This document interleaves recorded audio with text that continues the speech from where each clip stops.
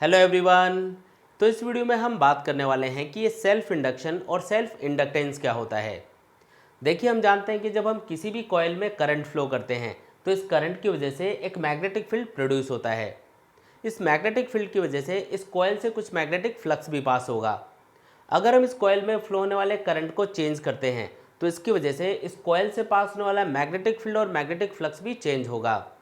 अगर इस कॉइल से पास होने वाला मैग्नेटिक फ्लक्स चेंज होता है तो Faraday's law of electromagnetic induction के अकॉर्डिंग इस कॉइल के अंदर एक ईएमएफ और करंट इंड्यूस होगा। अब क्योंकि यहाँ पे इस कॉइल के अंदर जो ईएमएफ या करंट इंड्यूस हो रहा है वो इस कॉइल के खुद के मैग्नेटिक फील्ड के चेंज होने की वजह से ही प्रोड्यूस हो रहा है, इसलिए इस फिनोमेना को सेल्फ इंडक्शन कहा जाता है। इस कॉइल के अंदर इंड्यूस होने वाले इस ईएमएफ या करंट की डायरेक्शन को पता करने के लिए हम सिंपली लेंस लॉ यूज़ कर सकते हैं। लेंस लॉ के अकॉर्डिंग किसी भी कॉइल या किसी भी कंडक्टर के अंदर इंड्यूस होने वाले ईएमएफ या करंट की डायरेक्शन हमेशा इस टाइप से होती है कि वो उस रीजन का अपोजिशन करे जिसकी वजह से वो प्रोड्यूस हो रहा है। फॉर एग्जांपल, मान लेते हैं कि इस कॉइल के अंदर करंट इंक्रीज हो रहा है तो इसकी वजह से ये जो मैग्नेटिक फील्ड प्रोड्यूस हो रहा है ये भी इंक्रीज होगा और इस कॉइल से पास होने वाला मैग्नेटिक फ्लक्स भी इंक्रीज होगा, यानी कि इस कॉइल से पास होने वाले मैग्नेटिक फ्लक्स के अंदर चेंज आएगा। अब इसकी वजह से इस कॉइल के अंदर एक ईएमएफ और करंट इंड्यूस होगा।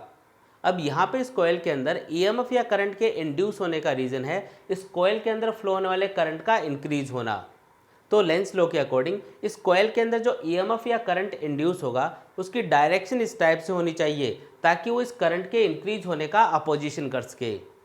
तो इसके लिए ज़रूरी है कि इस कॉइल के अंदर इंड्यूस होने वाले करंट की डायरेक्शन इस कॉइल के अंदर फ्लो होने वाले करंट के अपोजिट डायरेक्शन में हो ताकि वो इस कॉइल के अंदर फ्लो होने वाले करंट के इंक्रीज होने का अपोजिशन कर सके।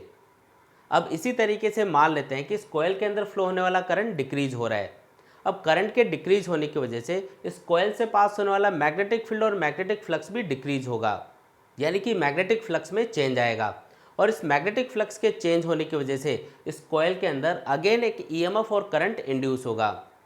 अब लेंस लॉ के अकॉर्डिंग इस कॉइल के अंदर इंड्यूस होने वाले इस ईएमएफ या करंट की डायरेक्शन इस टाइप से होनी चाहिए ताकि वो इस करंट के डिक्रीज होने का अपोजिशन कर सके।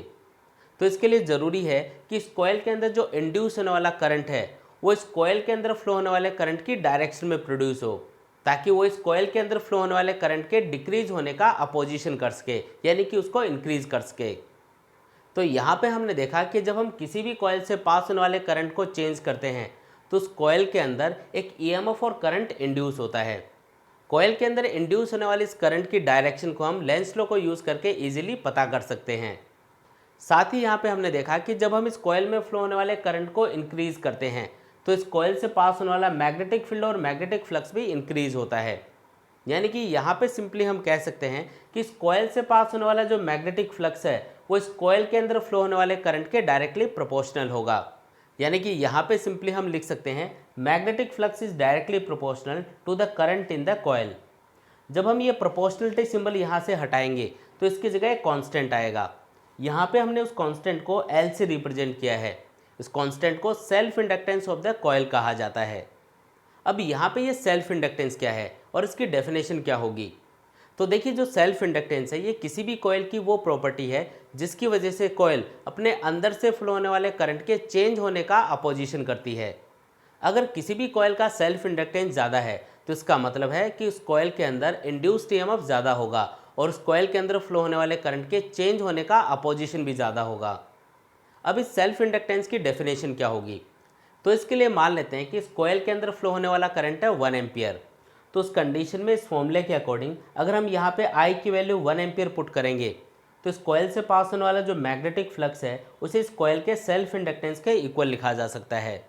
यानी कि अगर किसी भी कॉइल से 1 एम्पियर करंट फ्लो होता है तो उस कंडीशन में उस कॉइल से जितना भी मैग्नेटिक फ्लक्स पास होगा उस मैग्नेटिक फ्लक्स का जो मैग्नीट्यूड होगा वो उस कॉइल के सेल्फ इंडक्टेंस के इक्वल होगा। यहाँ पे हमको याद रखना है कि किसी भी कॉइल का जो सेल्फ इंडक्टेंस है वो उस कॉइल के अंदर फ्लो होने वाले करंट के ऊपर डिपेंड नहीं करता। किसी भी कॉइल का जो सेल्फ इंडक्टेंस है वो डिपेंड करता है उस कॉइल के अंदर नंबर ऑफ टर्न्स के ऊपर, साथ ही डिपेंड करता है उस कॉइल के क्रॉस सेक्शनल एरिया के ऊपर और इसके अलावा डिपेंड करता है nature of the material of the core, यानी कि कॉइल को हमने कौन से मटेरियल के ऊपर लपेटा हुआ है। यानी कि यहाँ पे सिंपली हम कह सकते हैं कि किसी भी कॉइल का जो सेल्फ इंडक्टेंस है ये उस कॉइल की वो प्रॉपर्टी है जिसकी वजह से कॉयल अपने अंदर से फ्लो होने वाले करंट के चेंज होने का अपोजिशन करती है। किसी भी कॉयल का जो सेल्फ इंडक्टेंस है वो बेसिकली 3 चीज़ों के ऊपर डिपेंड करता है। इसमें से पहली चीज़ है number of turns in the coil, दूसरी चीज़ है cross sectional area of the coil, और तीसरी चीज़ है nature of material of the core, यानी कि जो कॉयल है उसे हमने कौन से मटेरियल के ऊपर लपेटा हुआ है। तो चलिए अब हम ये कैलकुलेट करते हैं कि इस कॉयल के अंदर इंड्यूस होने वाले ईएमएफ का मैग्नीट्यूड क्या होगा। तो देखिए इसके लिए हम फेराडे का सेकंड लॉ यूज़ कर सकते हैं। फेराडे के सेकंड लॉ के अकॉर्डिंग इस कॉयल के अंदर जो इंड्यूस होने वाला ईएमएफ है उसे लिखा जा सकता है E = -dφ/dt। यहाँ पे ये जो dφ/dt है इसका मतलब है इस कॉयल से पास होने वाले मैग्नेटिक फ्लक्स के चेंज होने की रेट, और ये जो नेगेटिव सिंबल है ये लेंस लॉ के अकॉर्डिंग आता है। अब यहाँ पे हम जानते हैं कि जो मैग्नेटिक फ्लक्स है उसे लिखा जा सकता है phi = L/I। तो मैग्नेटिक फ्लक्स की ये वैल्यू अगर हम इस इक्वेशन में पुट कर दें तो इस इक्वेशन को लिखा जा सकता है E = -d/dt L/I। अब यहाँ पे हम जानते हैं कि इस कॉयल का जो सेल्फ इंडक्टेंस L है ये एक कांस्टेंट वैल्यू होती है, यानी कि इस इक्वेशन को सिंप्लीफाई करके लिखा जा सकता है E = -L/di/dt। अब इस फॉर्मूले से सिंपली हम समझ सकते हैं कि अगर इस कॉयल में फ्लो होने वाला करंट टाइम के साथ में चेंज होगा तो इस कॉयल के अंदर एक ईएमएफ इंड्यूस होगा। साथ ही इस कॉयल में फ्लो होने वाले करंट के चेंज होने की रेट जितनी ज़्यादा होगी, कॉयल के अंदर इंड्यूस होने वाले ईएमएफ का मैग्नीट्यूड भी उतना ही ज़्यादा होगा। साथ ही यहाँ पे हम देख सकते हैं कि इस कॉयल का सेल्फ इंडक्टेंस जितना ज़्यादा होगा, कॉयल के अंदर इंड्यूस होने वाला ईएमएफ भी उतना ही ज़्यादा रहेगा। और अगर इस कॉयल के अंदर इंड्यूस होने वाले ईएमएफ का मैग्नीट्यूड ज़्यादा होगा तो इस कॉयल के अंदर फ्लो होने वाले करंट के चेंज होने का अपोजिशन भी ज़्यादा होगा। तो गाइज़ यहाँ पे हमने देखा कि जब हम किसी भी कॉयल से फ्लो होने वाले करंट को चेंज करते हैं तो उस कॉयल से पास होने वाला मैग्नेटिक फील्ड और मैग्नेटिक फ्लक्स भी चेंज होता है, और इसकी वजह से इस कॉयल के अंदर एक ईएमएफ और करंट इंड्यूस होता है। अब क्योंकि ये ईएमएफ इस कॉयल के अंदर खुद के मैग्नेटिक फील्ड के चेंज होने की वजह से ही प्रोड्यूस हो रहा है, इसलिए इस फिनोमेना को सेल्फ इंडक्शन कहा जाता है।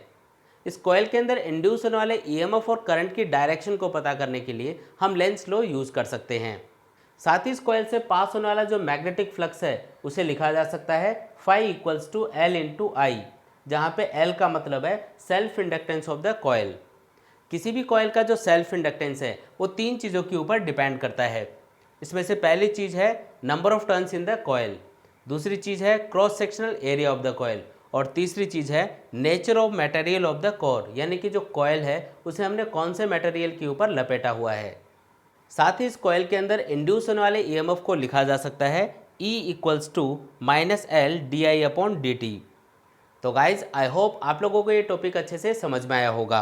फिर भी अगर आपको इस टॉपिक से रिलेटेड कोई भी डाउट्स हैं तो आप नीचे कमेंट बॉक्स में कमेंट करके पूछ सकते हैं। मैं आपके डाउट्स और कमेंट्स का ज़रूर रिप्लाई करूँगा। साथ ही आपको ये वीडियो कैसा लगा ये मुझे कमेंट करके ज़रूर बताएं। तो मिलते हैं एक न्यू वीडियो के साथ, तब तक के लिए take care and good bye.